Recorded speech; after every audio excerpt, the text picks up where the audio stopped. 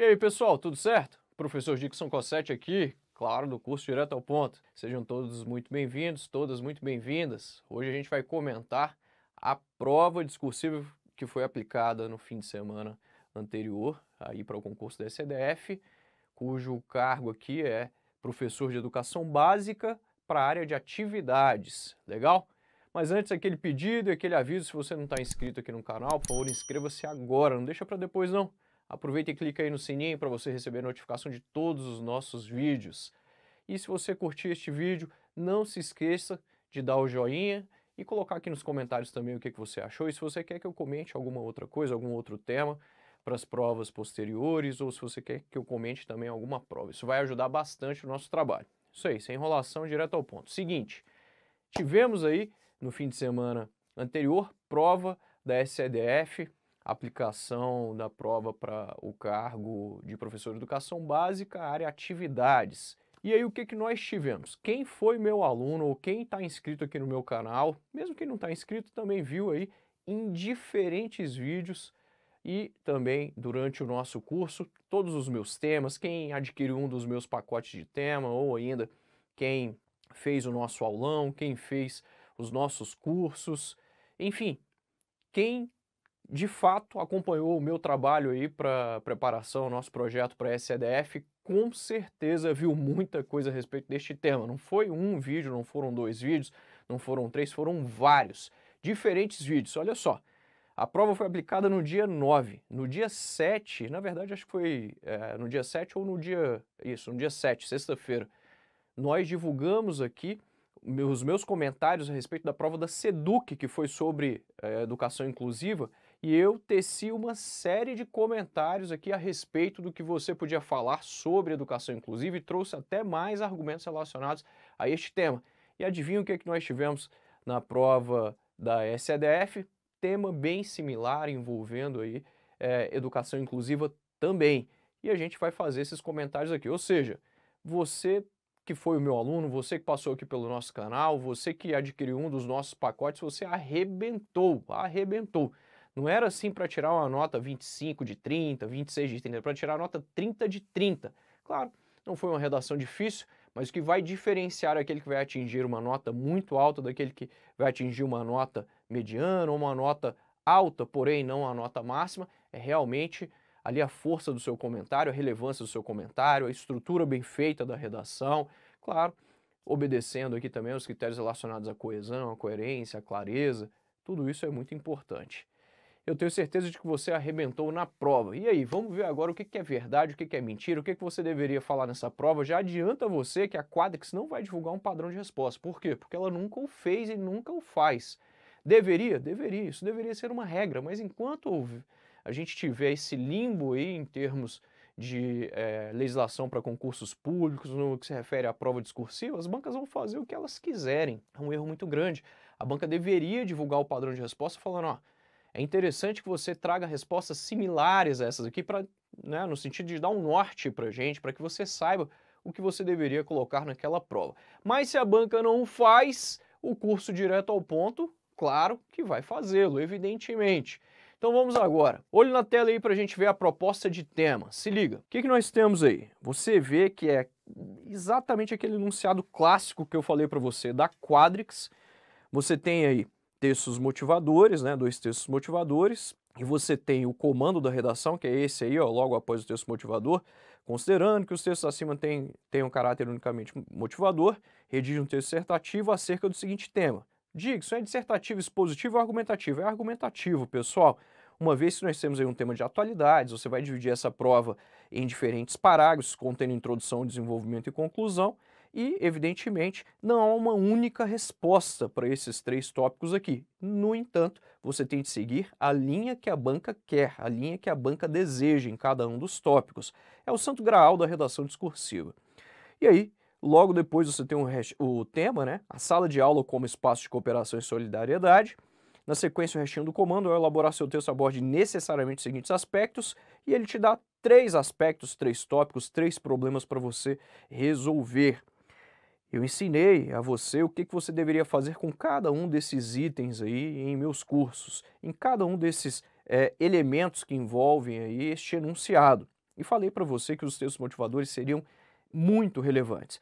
O primeiro texto motivador, não vou lê-lo aqui na íntegra, mas ele fala aí sobre o que a gente chama de soft skills, né, habilidades socioemocionais. Ele fala realmente da importância aí de as escolas se atentarem para essas habilidades socioemocionais. Ele fala aqui da questão relacionada também à diversidade, a questão sem julgamentos, né, para você entender sentimentos e emoções dos alunos, e que essa prática relacionada à empatia, relacionada à aceitação, deve fazer parte do dia a dia das escolas. E aí, na sequência, a gente tem um segundo texto motivador em que ele fala que o ambiente escolar ele é responsável pelo desenvolvimento intelectual, cognitivo, social, mental da criança. E ele fala que as disciplinas tradicionais são importantes, mas elas não devem ser um único item ali de aprendizagem, um único foco adquirido na escola. Logo depois você tem aí, como eu falei para você, o comando que foi dividido em duas partes, o tema da redação e os 3 tópicos. É muito importante que você interprete a temática da redação para você saber exatamente o que a banca quer. Eu sempre ensino isso aos alunos, a interpretação é muito relevante. A interpretação ela vai definir se você vai seguir a linha que a banca quer ou se você até mesmo pode fugir ao tema, se você vai fugir ao tema. Por isso que é muito importante. Lembre-se de que cada um dos tópicos, de fato, está atrelado ao tema desta redação, esta proposta de tema. Se liga, interpretação da proposta de tema, a sala de aula como espaço de cooperação e solidariedade. Dixon, o que ele quer que eu fale? Ele quer que literalmente você fale que a sala de aula hoje deve ser esse lugar de cooperação, de solidariedade. É isso que ele quer de você. Ah, então é a gente falar de cooperação e solidariedade dentro da sala de aula? É exatamente isso. E aí você tem de obedecer aos tópicos, né, os 3 tópicos que estão devidamente atrelados aí a este tema que a gente acabou de interpretar. Primeiro tópico, vamos ao comentário do primeiro tópico. Dixon, eu tinha de fazer introdução, desenvolvimento e conclusão, isso é obrigatório, isso já está disposto lá no edital, você sabe que os critérios de correção, os parâmetros de correção da Quadrix exigem isso de você, que você deve fazer introdução, desenvolvimento e conclusão. Os tópicos, em regra, eles ficam no desenvolvimento. Ah, eu poderia tratar o tópico 1 já aí como introdução? Pode, você pode fazê-lo. O ideal é que a gente faça uma introdução bem básica, contendo o tema desta redação, isso é obrigatório, o tema. E os tópicos, eles podem ou não aparecer na introdução. Depois que você faz uma introdução, o que você tem? Você tem aí pelo menos mais 3 parágrafos de desenvolvimento. Dixon, então eu teria um de introdução mais 3 de desenvolvimento. Eu preciso de uma conclusão à parte? Neste caso, embora isso seja obrigatório, de acordo com os parâmetros de correção, você percebe que o último tópico ele já pode servir como conclusão neste texto. Quer dizer, então, que eu faço o primeiro parágrafo de introdução à parte e apresento cada um destes tópicos em um parágrafo diferente, sendo que o último tópico ele já pode funcionar como conclusão? Sim. E aí você teria uma prova cuja estrutura seria com 4 parágrafos, em que o primeiro é uma introdução e depois você tem mais 3 parágrafos de desenvolvimento, lembrando que o tópico C serve já para você abordar o próprio tópico, ele já serve como conclusão. Legal? Então você pode fazer essa estrutura. Ah, eu quero apresentar uma conclusão à parte. Dixon, eu poderia fazê-lo? Poderia. Você poderia fazer um texto com 5 parágrafos. E aí você apresentaria uma conclusão à parte, mas ela é totalmente desnecessária nesse caso. Quando chegar no tópico C, eu vou explicar para você. Então vamos lá. Nessa estrutura de 4 parágrafos, no segundo parágrafo você aborda o tópico A. O que o tópico A pede? Vamos lá. Ambiente escolar como lugar da diversidade. Interpretando aqui, ele quer que eu explique, faça sempre perguntas, né? Interessante isso. Ele explique se o ambiente escolar é um lugar de diversidade, se é, por que ele é um ambiente de diversidade, por que ele tem de ser um ambiente de diversidade. É isso que ele quer de você. Olha, se liga aqui, a gente falou bastante sobre educação inclusiva na sexta-feira anterior, no dia 7 de outubro, e é exatamente isso que você deveria falar aqui. O ambiente escolar, ele é esse lugar de debate, de diversidade, de aceitação do diferente. É aqui que você deveria falar que a sala de aula é esse lugar de encontro de culturas diferentes, de opiniões diferentes, de pontos de vista diferentes. É aqui que você vai falar que Na sala de aula, a gente cada vez mais deve ver questões relacionadas aqui ao outro de uma forma diversa, com aceitação, com empatia, com cada vez mais solidariedade, de maneira tal que a gente não tenha nenhum tipo de preconceito em relação à cultura, em relação ao aspecto social, ao aspecto cultural, em relação ao aspecto aqui de gênero, em relação ao aspecto de etnia, ou seja, tudo aquilo que a gente viu aqui em relação à educação inclusiva é aqui que você deve falar, em relação à deficiência física, em relação à deficiência cognitiva, é neste local aqui, é neste locus que de fato a gente tem de ter um multiculturalismo.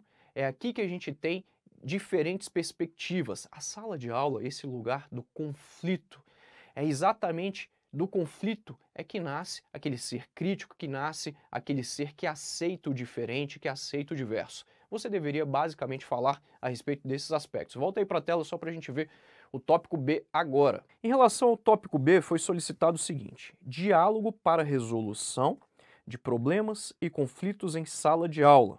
Perceba, diálogo para resolução de problemas e conflitos em sala de aula. Dixon, quais as perguntas que eu deveria fazer e, evidentemente, respondê-las aqui? De fato, a sala de aula é um local de diálogo? Se é, por quê? Por que que o diálogo deve ser utilizado para a gente resolver problemas em face dos conflitos que aparecem, que surgem na sala de aula? O diálogo é um meio eficiente? Por que que ele é um meio eficiente? Por que que a gente deve usá-lo na sala de aula para resolver conflitos?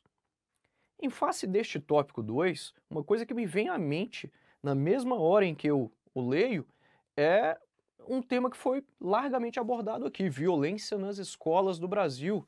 A gente falou muito a respeito deste tema, vocês se lembram disso? E aí, eu me recordo de bullying, na mesma hora eu lembro de vandalismo, das diversas agressões verbais, agressões físicas que nós temos no interior das salas de aula, que nós temos nos arredores das escolas, os diversos crimes que estão ali também no interior dos colégios, como por exemplo, consumo de drogas, tráfico de drogas, furtos, roubos, entre outros. E aí eu recordo o seguinte, que uma cultura de paz é um conjunto de valores, de atitudes, de tradições, de comportamentos que são baseadas em respeito à vida, no fim da violência, na promoção e da prática da não violência, exatamente por meio do diálogo, da cooperação. Isso, pessoal, é um dos artigos, ou na verdade o artigo 1º da Declaração da ONU envolvendo aqui a cultura de paz. Ou seja, você tinha de literalmente replicar isso, você tinha de falar acerca desses aspectos. Nesse sentido, é importante você destacar aqui que a tolerância com o diverso é muito relevante, né? Aquele que não tem os mesmos valores, os mesmos gostos, que não compartilha dos mesmos valores, dos mesmos gostos que você, é de fato uma pessoa que deve ser respeitada. A percepção de que dentro da escola o respeito é a condição inicial, não só o início, mas o meio e fim para que a gente exercite dentro da coletividade a nossa individualidade. É muito relevante aqui você destacar dados relacionados à violência dentro e fora da escola e falar que o diálogo aqui é a melhor forma de você resolver conflitos de forma saudável. É muito importante mesmo. Quando a gente fala de diálogo, a gente está falando do diálogo para resolver conflitos, para mediar conflitos. E aí, evidentemente, que atividades podem ser sugeridas aqui para que o professor, no seu cotidiano, ele consiga resolver o conflito, ele consiga, de fato, em conjunto com os alunos, buscar caminhos para solucionar esses conflitos, restabelecendo a tranquilidade da comunidade escolar e fortalecendo o vínculo de pertencimento ao grupo, né, em relação ao aluno, em relação à escola. Já em relação ao tópico 3, terceiro e último tópico, práticas pedagógicas para o desenvolvimento de atitudes empáticas. Dixon, interpreta isso aí. O que ele quer aqui de você? Ele quer que você cite aqui como forma de solucionar aí essa questão, como forma de você desenvolver mais empatia no interior das salas de aula, que você tem algumas práticas pedagógicas. Perceba o seguinte, O que que ele quer de você aqui? Então ele quer que você responda o seguinte: práticas pedagógicas. Primeiro, mais de uma prática. Eu não posso só trazer uma prática pedagógica, pelo menos duas. Eu não posso só apontá-las, é importante você falar o que que elas podem fazer para melhorar isso. Então, quais são essas práticas pedagógicas que podem auxiliar no desenvolvimento da empatia no interior das salas de aula? É isso que ele quer aqui de você. Dixon, então isso já é uma forma de solucionar aí esta questão? Sim, ele já problematizou aí de uma certa forma esta temática e você teria de trazer aqui as práticas pedagógicas como forma de solucionar essa questão, de trazer mais empatia para dentro das escolas, para dentro dos colégios. Quanto a este tópico, é muito importante a gente destacar que a empatia é um dos elementos mais relevantes, como eu já havia destacado aqui, para você trabalhar o diverso na sala de aula. Por quê? Porque a empatia é você se colocar no lugar de outro. E de fato, essa mudança de perspectiva, quando você se coloca no lugar do outro, você sente as dores do outro, elas são extremamente importantes, né? Essas questões relacionadas à empatia. Porque você vivenciar essas experiências como os outros vivenciam, é você se colocar no lugar do outro, reconhecer os seus sentimentos, as suas diferenças e as dificuldades durante o dia a dia daquela pessoa. No desenvolvimento da empatia, há uma influência neurológica, genética, que diminui ou aumenta o desenvolvimento de cada uma das habilidades do ser humano. Por isso, é muito importante você trabalhar a empatia na sala de aula. Você consegue influenciar positivamente crianças da educação infantil, por exemplo, em seus primeiros contatos com a sociedade, firmando nesse processo de formação ali desses alunos a importância de olhar para o outro, de ser mais compreensivo com as possibilidades de cada uma das pessoas. É importante dizer que isso vai influenciar diretamente nas práticas de bullying. Isso pode conter o bullying de uma forma significativa. Legal? Mas o que que ele queria? Ele quer práticas pedagógicas, né, para a gente trazer mais empatia para a sala de aula. Então é muito importante aí a prática da conversa sobre os sentimentos de cada um dos alunos, da turma. É importante você cada vez mais frisar os sentimentos desses alunos, sejam eles bons ou ruins, para aumentar a percepção de que as pessoas sentem diferentes coisas em diferentes situações ou em uma mesma situação que seja, né? Diante daquela situação ali, tem pessoa que de fato vai ficar triste, há outras pessoas que não vão ficar tão tristes assim, vão ficar indiferentes. Então é muito importante que você tenha essa prática da conversa, né? No tocante aos alunos que são, por exemplo, adolescentes, uma forma interessante de você desenvolver a empatia é o hábito da leitura de ficção. Isso estimula muito o leitor a compreender as pessoas. Escutar músicas também é uma prática pedagógica muito interessante. Músicas que tenham a ver aí com o dia a dia das pessoas, o dia a dia de diferentes etnias, por exemplo, de diferentes classes sociais. Mas evidentemente que essa escuta, ela deve ser voltada aí para as letras. É importante você interpretar essas letras, entender o cenário em que essas pessoas estão inseridas e, por exemplo, fazer jogos com essas situações de conflitos. Isso realmente é muito interessante como prática pedagógica dentro de sala de aula. Há pedagogos, por exemplo, que citam as caminhadas na natureza e observação das pessoas em situações cotidianas também. Isso pode ativar diferentes áreas dos cérebros associadas à empatia e altruísmo. Atividades lúdicas também são bem relevantes para você desenvolver desde cedo a empatia. Uma delas é a contação de histórias com personagens, algumas envolvendo, por exemplo, animais, outras envolvendo pessoas de diferentes classes sociais, diferentes condições financeiras, de diferentes condições físicas, diferentes condições relacionadas a gênero que também e que, evidentemente, enfrentam dificuldades na sua vida cotidiana. Outro sim, podemos ainda mencionar aqui as brincadeiras em grupo, os jogos, os esportes, que as gincanas também, a gente poderia citar aqui, que ajudam nessa noção de grupo, que auxiliam na noção de pertencimento e que podem também trazer a noção do diverso, o contato com o diverso. No entanto, a gente pode citar uma última coisa aqui que é bem interessante. Conscientização é a palavra-chave quando a gente fala de empatia. Para que as pessoas sejam mais empáticas, elas têm de fato vivenciar, elas têm de passar por algumas dificuldades, passar pelo que outras pessoas passam, literalmente viver um pouco da vida de outras pessoas. Por isso que conscientizar as pessoas é muito importante, demonstrando ali que há diferentes perspectivas, que há diferentes entendimentos acerca de diferentes assuntos, que as pessoas não precisam necessariamente pensar de uma mesma forma, que é extremamente saudável a gente pensar de modo diferente, é saudável, é comum. Imagina se a sociedade tivesse pessoas que sempre pensassem do mesmo jeito. Ia ser impossível viver, você concorda comigo? Essa diversidade ela é muito boa. A democracia ela serve exatamente para isso, ainda mais agora, nesse momento que a gente vive, no atual momento político, de polarização. Tudo hoje tem a ver com essa polarização. É isso aí, basicamente você deveria falar acerca disso, lembrando que este último parágrafo ele já poderia servir para solucionar esta questão que foi problematizada pela banca. Prova muito interessante, a gente abordou várias vezes em diferentes vídeos aqui, eu tenho certeza de que você deve ter arrebentado aí na prova discursiva. Espero que vocês tenham gostado, a gente se vê nos próximos vídeos. Tchau!